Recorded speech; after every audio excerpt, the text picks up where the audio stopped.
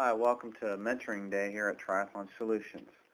Once a month for Triathlon Solutions athletes, we invite them to the Triathlon Solutions training facility.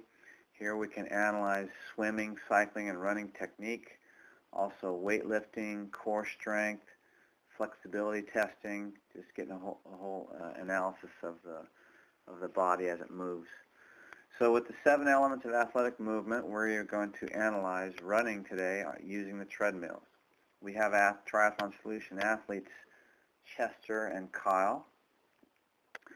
Things we want to look at is to keep the feet underneath the hips so we can engage as much bone structure and thus absorb in a non-threatening way as much road shock as possible, and not have any bone jarring as though we're going to land on our heels and have nothing to absorb the shock. So when we look at Chester here, the thing we want to critique is the arm action as opposed to Kyle. Kyle has a nice swing on his arm action. We want the hands to go approximately 6 inches to the front of the hips to 3 inches behind the hips. We want the hands to be doing the same thing for each side.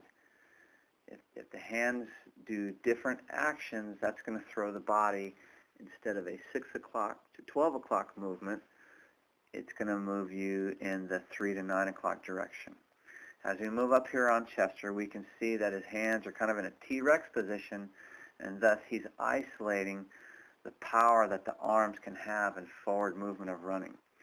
Whereas Kyle here have a nice arm swing. The one thing we might want to note on Kyle's technique is that his right hand crosses the midline, and over time that's going to cause wasted movement to go to that 3 and 9 o'clock position. By the way, when you do run on a treadmill, try and stay in the middle of the belt, because that's where the treadmill is the most stable and you'll get the most cushioning.